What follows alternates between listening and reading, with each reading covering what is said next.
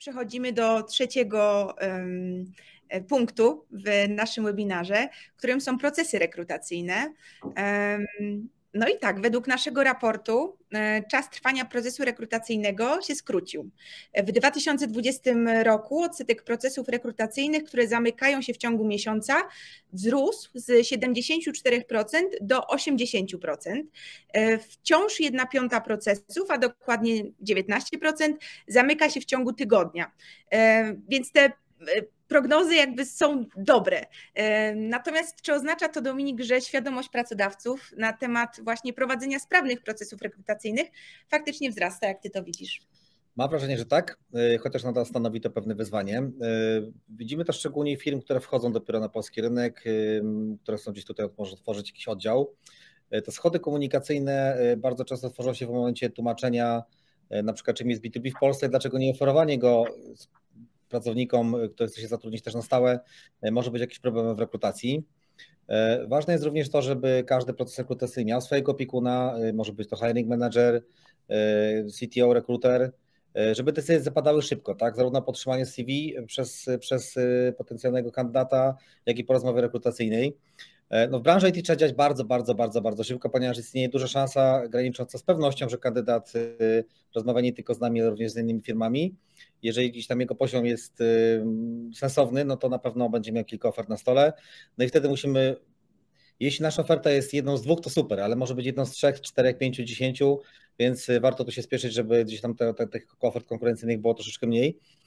No i z takich naszych historii, z naszych ciekawszych historii, no to mieliśmy taki bardziej ekstremalnych, była sytuacja, kiedy mieliśmy kandydata, który był zainteresowany ofertą pracą naszego klienta, czekał na korytarzu, spotkanie się przedłużyło o 10 minut, no ale w międzyczasie dostał telefon od działu personalnego w sprawie innego procesu rekrutacyjnego, w którym też brał udział i to była oferta, która gdzieś tam odpowiadała, wszystkie parametry się zgadzały, więc stwierdził, że no nie ma sensu, żeby czekał, stresował się kolejną rozmową, skoro tam ma wszystko, na czym mu zależy. No i niestety to się zakończyło, zabrakło być może 10 minut, bo nasza oferta myślę, że miała wszystkie parametry, no i to się niestety zdarza. Także czas jest istotny, decydują, dni są bardzo ważne, a czasami nawet godziny albo minuty mogą mieć znaczenie. No tak, to taki naprawdę ekstremalny przypadek. Zabolało nas to wtedy, tak. Ale to się wydarzyło. No właśnie, no i tutaj rozmawiając o tych procesach rekrutacyjnych, chcielibyśmy zadać pytanie również Wam. Napiszcie proszę na czacie, czym dla Was jest sprawny proces rekrutacyjny. Co to oznacza, jakie są jego cechy. Jesteśmy bardzo ciekawi, żeby popatrzeć, jakie jest Wasze zdanie na ten temat. No i tak, będziemy tutaj patrzeć właśnie na Wasze odpowiedzi, a przy okazji chciałabym się zapytać właśnie Krzysztofa, czym dla Ciebie są procesy rekrutacyjne jako programisty, specjalisty IT, właśnie ten sprawny proces rekrutacyjny, czym on jest, ile czasu trwa, w jaki sposób są weryfikowane Twoje kompetencje? Pewnie. Jestem, powiem szczerze, bardzo ciekawy, co uczestnicy naszego webinaru napiszą jako ten idealny według nich sprawny proces rekrutacyjny.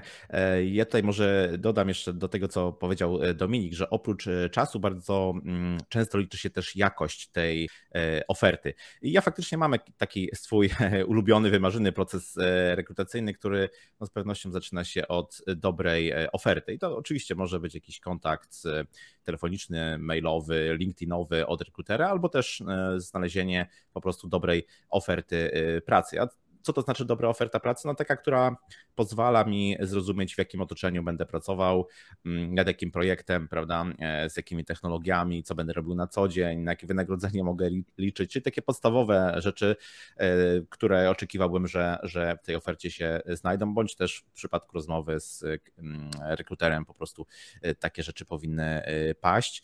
Ważna jest tutaj też taka ogólna wiedza, mam wrażenie, o IT ze strony rekrutera, po to, żeby po prostu był w stanie przybliżyć ten projekt. To jest jak gdyby niezwykle istotne. Następnie, no, kiedy faktycznie jest jakieś zainteresowanie, kiedy wydaje się, że będę dobrym kandydatem i to jest tego typu projekt, który pozwoli mi się rozwijać, no to oczywiście czas zdecydowanie ma znaczenie, bo to jak Dominik powiedział, przeważnie to nie będzie jedyna oferta, którą będę rozważał. Prawda? Ważny jest ten feedback, który po każdym etapie rekrutacji do mnie gdzieś dociera. To jest niezwykle ważne. I feedback nie tylko na temat tego, jak poszło mi na tym wcześniejszym etapie rekrutacji, ale też czego się mogę spodziewać w następnym, tak? Żeby to, o czym mówiła Anika, czyli ta niepewność, żeby to zostało zniwelowane, żebym był w stanie być niemalże prowadzony w tym procesie rekrutacji. Myślę, że takim zdrowym, jeszcze akceptowalnym czasem pomiędzy kolejnymi etapami rekrutacji, no to jest około tygodnia. Myślę, że jeśli to już jest dłużej, tak w pobliżu 2 tygodni, no to gdzieś powoli już moje zainteresowanie może uciec, może się zdarzyć, że faktycznie zacznę szukać czegoś jeszcze, bo ten proces się przedłuża, więc tak powiedziałbym, że tydzień na pojedynczy ten etap rekrutacji jest ok. Pierwszym, tak jak już powiedziałem, pierwszym tym etapem rekrutacji jest ten kontakt z rekruterem, bądź też natrafienie na ofertę pracy i tutaj tego absolutnie bym nie przeceniał w ten sposób, bo to jest niezwykle istotne. To jest ten pierwszy kontakt, który umożliwia niejako sprzedaż, prawda, tego stanowiska właśnie. No a później oczywiście to różnie może wyglądać w różnych firmach, natomiast dobrze jest, jeśli rozpoczyna się to wszystko taką ogólną rozmową, bądź też z rekruterem, bądź też z kimś właśnie z firmy, po to, żeby to była rozmowa, po to, żebym był w stanie się dowiedzieć czegoś więcej o firmie, o projekcie, po to, żeby firma była w stanie w jakiś sposób stwierdzić, zobaczyć, czy ja jestem dobrym kandydatem pod względem takiego tak zwanego culture fitu, prawda? Jeśli tutaj faktycznie wszystko gra z 2 stron, no to zazwyczaj przechodzimy do jakiejś weryfikacji wiedzy technicznej i doświadczenia. Ta weryfikacja zazwyczaj różni się, jeśli chodzi o juniorów versus midów i seniorów. Oczywiście różne firmy też mają swoje praktyki. Według mnie najlepiej sprawdza się jakiś rodzaj zadania, oczywiście niewykonywanego jak gdyby tu i teraz w tym momencie, bo to jest niepotrzebny stres, nikt tak nie działa na co dzień w pracy, natomiast jakiś rodzaj zadania, który będzie bliski temu, co firma robi na co dzień. To z jednej strony jak gdyby daje tej firmie taką łatwiejszą możliwość oceny jakości tego zadania, a z drugiej strony też kandydatowi pozwala zrobić coś namacalnego, coś realnego, bo ja uczestniczyłem w różnych rekrutacjach i faktycznie robienie kolejnego takiego szablonowego projektu, no to dla nikogo nie jest przyjemne. Miałem okazję uczestniczyć też w takich rekrutacjach, gdzie po prostu te zadania były bardzo algorytmiczne, teoretyczne, wręcz akademickie. No powiedzmy sobie szczerze, nikt na co dzień też takim, może nikt to za dużo powiedziane, ale bardzo mało osób właśnie w ten sposób pracuje na co dzień, więc to też jest oderwane od rzeczywistości. No i to jak gdyby pokrywa nam ten etap oszacowania, czy też zbadania, jaki jest poziom techniczny kandydata. No i następny, zamykający etap, no to już jest jakieś przedstawienie oferty, negocjacje i taki etap zamykający. Tego bym sobie to najlepiej wyobraził. Okej, jasne. No i w nawiązaniu do tego, co jest na slajdzie, czy możesz powiedzieć, co jako Solid Jobs przygotowaliście dla uczestników webinaru? No właśnie, tutaj powiedziałem, że niezwykle istotny jest ten pierwszy etap przedstawienia oferty i my właśnie w Solid Jobs, czyli portalu z ofertami pracy, staramy się na ten etap tutaj postawić duży akcent i jak gdyby sprawić, że te oferty pracy nie tylko będą zawierały obowiązkowe widełki pracy, ale też wszystkie te informacje, które dla kandydata są niezbędne, żeby stwierdzić, czy to po prostu jest firma i projekt dla niego lub dla niej, czyli po prostu opis tych obowiązków, opis technologii, dodatkowych benefitów, całego tego otoczenia, w którym ta osoba będzie przebywała na co dzień. To jest, myślę, ważne. I z drugiej strony ważne jest też to, żeby ta oferta pracy miała jakieś zasięgi, prawda? Im będziemy w stanie dotrzeć po prostu do szerszego grona potencjalnych kandydatów, no tym większa szansa, bo to jest taka po prostu gdzieś tam gra liczb, większa szansa, że trafimy na tą właściwą osobę. Czyli treść oferty plus właśnie zasięgi. No i z racji na to, że dosłownie dzisiaj Solid Jobs ma swoje 3. urodziny, przygotowaliśmy dla uczestników tego webinaru pewną niespodziankę, pewien kod rabatowy, który da 20% zniżki na pakiet premium i VIP. To są takie ogłoszenia, które są konstruowane przy pomocy naszych pracowników z Solid Jobs po to, żeby je sformułować w w taki sposób, żebyśmy byli w stanie znaleźć odpowiedniego kandydata. I żeby skorzystać z tej oferty, no to zachęcamy do kontaktu mailowego z nami pod adresem mailowym ogłoszenia @solidjobs. W tytule proszę zawrzeć hasło Solid3 z racji właśnie 3. urodziny, opisać w treści gdyby czego oczekujemy i tutaj od nas się osoba na pewno skontaktuje, pomoże w skonstruowaniu takiej oferty pracy, która przyciągnie właściwe osoby do tego stanowiska. Super, dzięki wielkie Krzysztof. Ja też od razu dodam od siebie, że w mailu, w którym dostaniecie również nagranie z tego webinaru, będą szczegóły dotyczące tej zniżki, także jeżeli ktoś nie zdążył zapisać, to na spokojnie będziecie mieli te informacje na mailu. Także... I być może warto zapamiętać sobie, za rok będą 4. urodziny, wtedy też może będzie rabat, więc może sobie dzisiaj wpisać w kalendarz 2024. Tak jest. Wskazówka. No dobrze, Anika, a jak to u Ciebie wygląda i czym dla Ciebie jako specjalistki do spraw rekrutacji jest sprawnie przeprowadzony proces rekrutacyjny, no i jaką rolę w tym całym procesie może odgrywać ATS? Okej, no to tak jakby właśnie z drugiej strony rekruterki. Dla mnie sprawnie przeprowadzony proces rekrutacyjny to jest zatrudnienie możliwie najlepszej osoby na dane stanowisko w jak najkrótszym czasie, co tutaj mocno widzę na czasie już podkreślają uczestnicy, ale też jest to sprawna współpraca z hiring managerem czy z ownerem tego procesu. I też zadbanie o najlepszy candidate experience dla wszystkich kandydatów, którzy biorą udział w tej rekrutacji, ale z którymi na ten moment akurat nie podejmiemy współpracy. Zaraz powiem dlaczego. I teraz tak, dlaczego warto używać ATS-a, bo osobiście korzystam z Trapita, więc będę mówiła o swoich doświadczeniach z tym narzędziem. Udaje nam się zatrudniać nasz średni proces trwa około 2 tygodni. Mamy maksymalnie 2 etapy, ale o reszcie to powiem właśnie za chwilkę. Jak w ogóle zaczynam proces rekrutacyjny, żeby spełnić te wszystkie wymagania tego sprawnego procesu? To przede wszystkim posiłkuję się danymi historycznymi z poprzednich analogicznych rekrutacji do danej roli.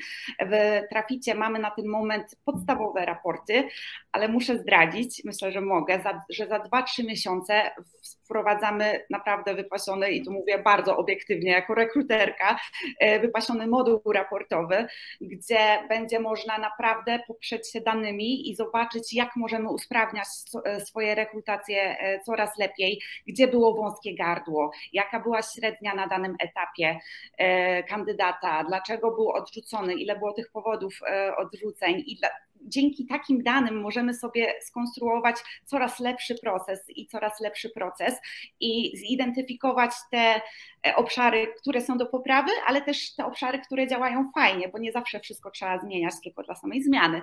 I to wszystko właśnie w ATS-ie będzie widoczne, bo czasami musiałam coś sobie ręcznie wyliczyć, ale już nie mogę się doczekać, kiedy w sumie sam system to wszystko dla mnie zrobi i tym samym ja będę miała więcej czasu, żeby skupić się na przygotowaniu idealnej oferty, tak jak tutaj Krzysztof wspominał, która jest niezwykle ważna dla kandydatów. Więc tak, mam już przygotowane wszystko, wiem jak ta rekrutacja ma wyglądać. To teraz, gdzie znaleźć tych kandydatów? No to dzięki ATS-owi mamy bazę kandydatów, czyli tak zwany talent pool i ATS w tym momencie nam ogarnia wszystkie kwestie RODO. Wiem, że to jest strasznie nudny temat, ale jest konieczny niestety, więc trzymanie w Excelu to już niekoniecznie spełnia wymagania tego RODO, ale ATS pozwala też mi wyfiltrować bardzo szybko kandydatów, którzy spełniają oczekiwania dla danej rekrutacji, więc są tagi, są filtry, więc naprawdę mogę bardzo szybko znaleźć tych, których szukam, zanim w ogóle wyjdę z ofertą na świat, powiedzmy. W międzyczasie też mogę opublikować dzięki Trafitowi darmowe ogłoszenia na LinkedInie, oczywiście na stronie Kariera, bo pamiętajmy, że kandydaci są coraz bardziej świadomi i oni szukają informacji o naszych firmach i nie tylko w ogłoszeniach, ale właśnie na stronie Kariera czy na social mediach, więc to jest też bardzo ważny aspekt. Do tego mamy Talent.com czy Indeed, to wszystko jest darmowe w zależności do jakiej grupy docelowej tutaj szukamy osób. Ale też oczywiście korzystamy, jeżeli jest taka potrzeba, z płatnych jobboardów, możemy te działania sobie spokojnie zdywersyfikować, także im więcej, tym lepiej. Mamy wtyczkę LinkedIn do sourcingu, to też jest mega, mega przydatne i to wszystko dzięki naszemu narzędziu dzieje się mega szybko, więc ja mogę się skupić naprawdę na budowaniu relacji z tymi kandydatami, mogę przygotować im feedback, mogę przygotować się z hiring managerem, jaki jest plan, jak chcemy, żeby to wszystko wyglądało.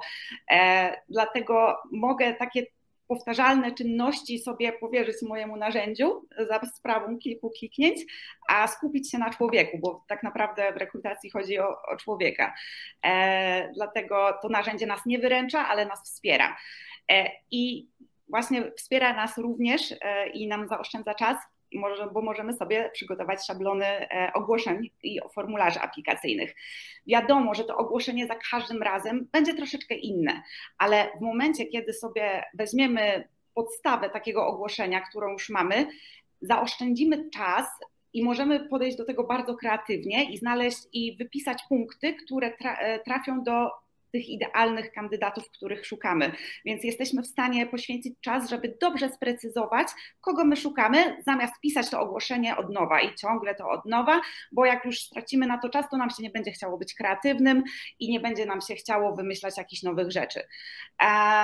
Później, jeżeli mamy formularz aplikacyjny, możemy sobie do niego dodać dodatkowe pytania, które już nam zrobią wstępną weryfikację. Jeżeli szukamy kogoś z językiem angielskim i na przykład ta osoba musi zacząć pracę, potrzebujemy koniecznie, żeby zaczęła pracę w przeciągu miesiąca, możemy zadać takie pytania i filtrować sobie wszystkie aplikacje, które zaznaczyły te pozytywne odpowiedzi. Potem mamy ten profil kandydata. To jest po prostu centrum dowodzenia, jak dla mnie, dla rekrutacji. Mam tam CV, podgląd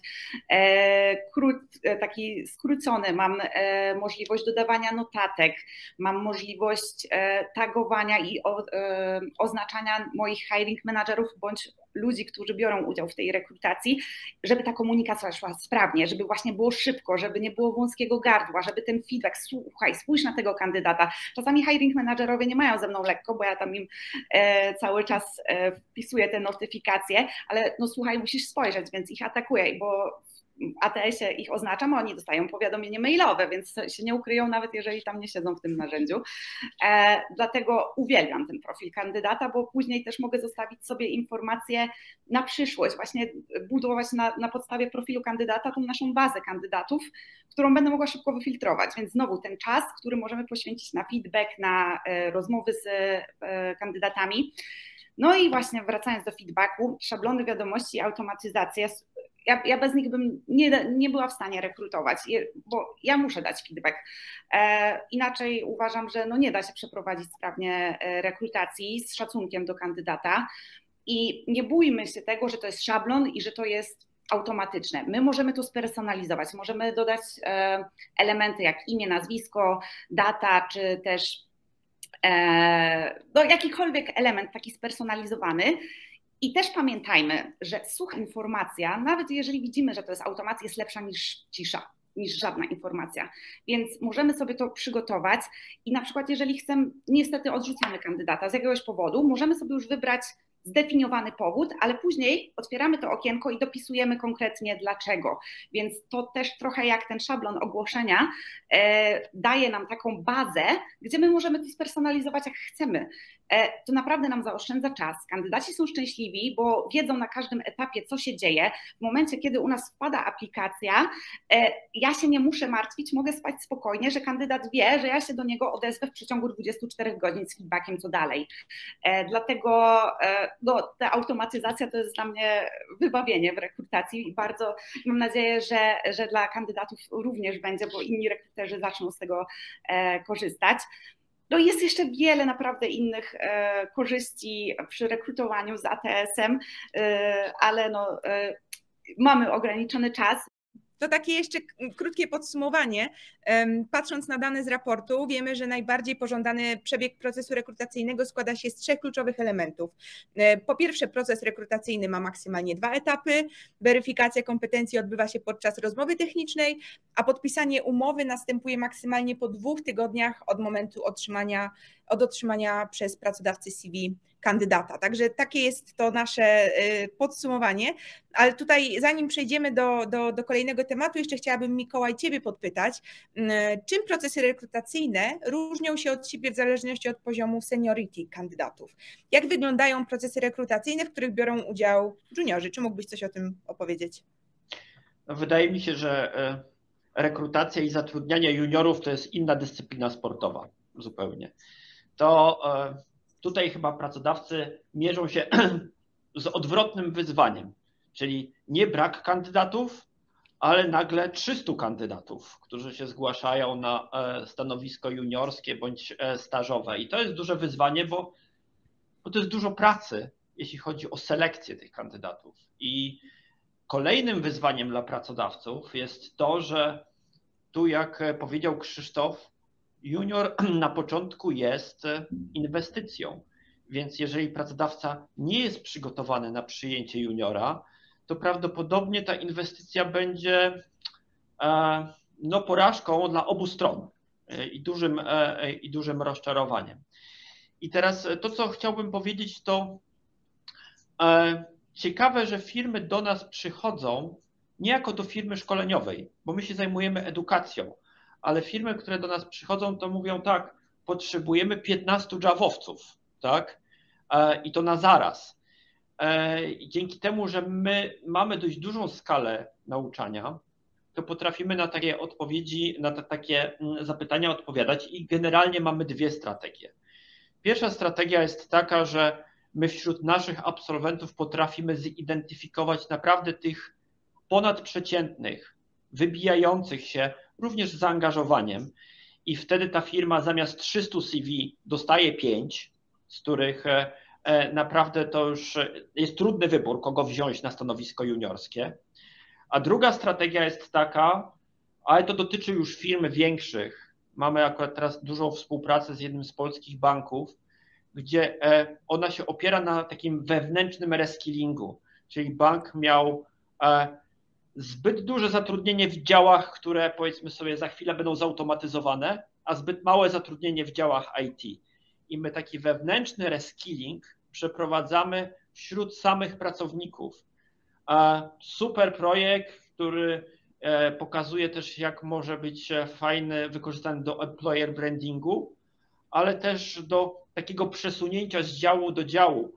A u pracodawców to też jest ważne, że pracownik, który zdobywa umiejętności IT, na przykład świetnie zna procesy i produkty danej firmy. W związku z tym jest jeszcze bardziej wartościowym pracownikiem w dziale IT. Więc takie strategie rekrutacyjne można podjąć poza samym szukaniem ludzi na rynku. Mhm. Jasne. Super, dzięki wielkie, Mikołaj. No dobrze, to teraz przechodzimy do już czwartego panelu w naszym webinarze, czyli do programu Cyfrowa Dekada Europy.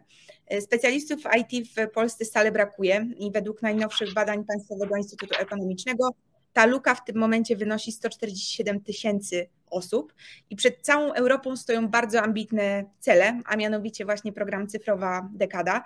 Piotr, tutaj pytanie do Ciebie. Jakie są główne założenia tego programu?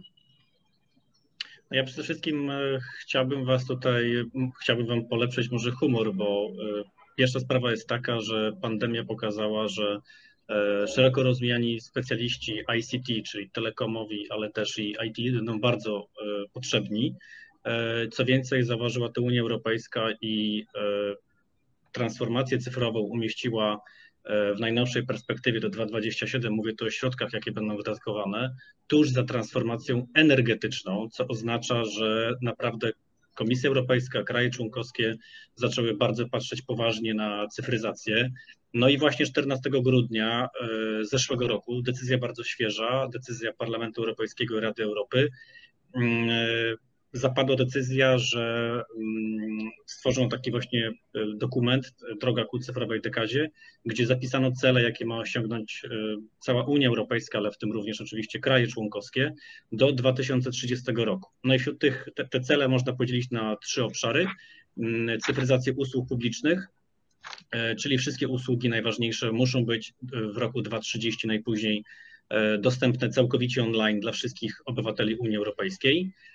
Drugą ważną rzeczą jest transformacja cyfrowa przedsiębiorstw. 75% przedsiębiorstw musi wykorzystywać różnego rodzaju rozwiązania typu sztuczna inteligencja, przetwarzanie big data czy w chmurze, czy cyfrowa infrastruktura.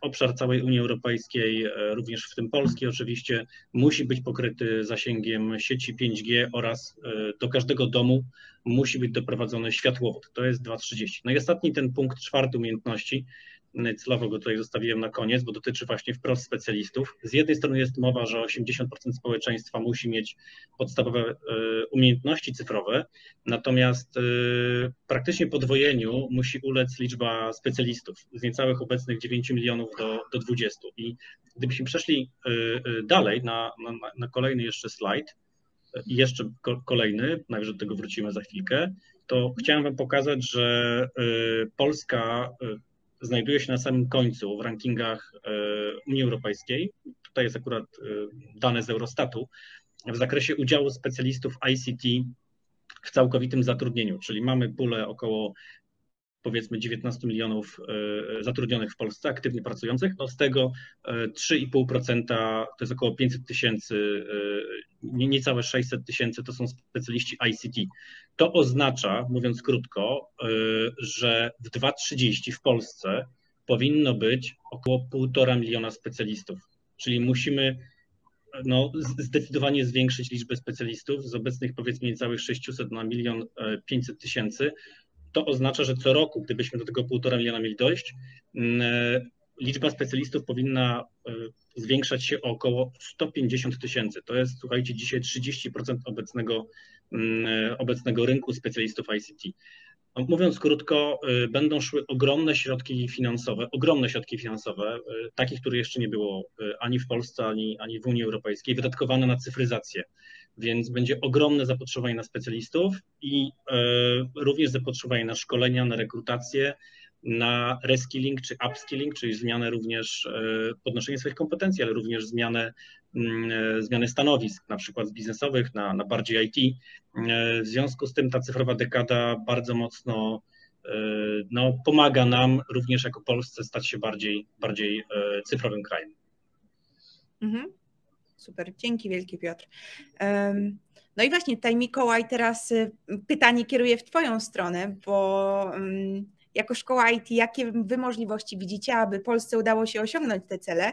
Wspomniałeś wcześniej oczywiście o rekrutacji juniorów, ale jakie są jeszcze inne sposoby? No i na jakich specjalistów IT jest teraz szczególne zapotrzebowanie? Ja akurat teraz wyświetlam slajd z naszego raportu, w którym widzimy udział technologii w ofertach pracy. Na kolejnym slajdzie zobaczymy jeszcze, jacy dokładnie specjaliści są poszukiwani, ale oddaję teraz Tobie głos. Tak sobie myślę, że jakbym miał polecić jakieś 3 strategie dla tych, którzy się zastanawiają nad tym, jak wejść do tego zawodu, no to pierwsze, no to oczywiste, to są studia. One mają swoje plusy i minusy. No plusem jest to, że one są gruntowne i wszechstronne i dają jakby długą perspektywę rozwoju zawodowego. Minusem jest to, że trwają długo. Tak? Drugą strategią wejścia do IT oczywiście są bootcampy. One mają swoje plusy, że są dość szybkie w realizacji, stawiają na bardzo praktyczną wiedzę. Minusem jest to, że jeszcze długo trzeba też się rozwijać i uczyć w tej branży, chociaż to jest dość oczywiste, jeśli chodzi o IT. No i jest ostatnia strategia, która często wybrzmiewa w różnych komentarzach w internecie, że właściwie wszystko jest za darmo, że można się nauczyć samemu. I to pewnie jest prawda. Tylko że jakby determinacja, jaką tutaj trzeba mieć, żeby tego wszystkiego nauczyć się samemu z sieci, jest olbrzymia i ja prawdę mówiąc nie znam zbyt wiele osób, które by nauczyły się zawodu samemu. Więc to są takie moim zdaniem 3 kierunki, jeśli chodzi o tych, którzy chcą wejść do tego zawodu. Jeśli chodzi o firmy, no to ja bym powiedział, strategii jest też kilka. No, można dalej łowić w tym czerwonym oceanie midów i seniorów i tam przebijać się i licytować się na stawki. Bardzo ciekawą rzeczą i strategią jest kwestia tego reskillingu wewnętrznego, ale to dotyczy większych organizacji. Są też firmy, które organizują własne akademie które kształcą takich juniorów IT już szyte na miarę dla swojej organizacji.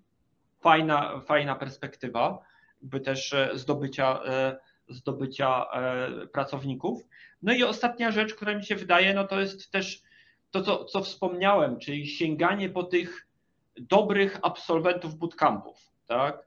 Żeby potrafić tutaj nawiązać taką współpracę, żeby z tych 300 CV dostawać 5, ale tych naprawdę fajnych. Jeśli chodzi o kwestię jakby technologii, my jako bootcamp, który kształci juniorów, też jesteśmy przywiązani do tego, że nie stawiamy na samym początku dużej bariery wejściowej. Więc my też jesteśmy tutaj trochę ograniczeni technologiami, bo są takie technologie, które są związane z seniorskimi specjalizacjami. I patrząc na ten wykres, no to większość tych technologii na naszych kursach my uczymy. Mhm. Tak, technologie i tak samo tutaj mamy nazwy tych stanowisk, więc tutaj może jeszcze do tego jakbyś mógł się proszę odnieść. No, jak teraz patrzę sobie na naszą ofertę, to ona dość mocno ewoluuje, bo Coders Lab wyrósł w ogóle z dwóch, bym powiedział, typów kursów, programowanie i testowanie. A olbrzymią popularnością zaczynają się cieszyć wszystkie kursy związane z analityką danych i no, z daleko posuniętą jakby data science. Więc to jest coś, co widzimy, że cieszy się olbrzymim zainteresowaniem nie tylko wśród uczestników reskillingowych, takich, że powiedzmy sobie jestem architektem, ale chcę zostać data scientystą, takie są możliwości, ale też upskillingowych, czyli jestem specjalistą marketingu, księgową, chcę zostać data scientystą. No i też ciekawy kierunek rozwoju na pograniczu IT i marketingu, czyli w ogóle związany z performance marketingiem i z analityką też danych. To są takie, bym powiedział, obszary, które u nas cieszą się, nowe obszary, które cieszą się rosnącą popularnością. Super. Dziękuję Ci bardzo, Mikołaj.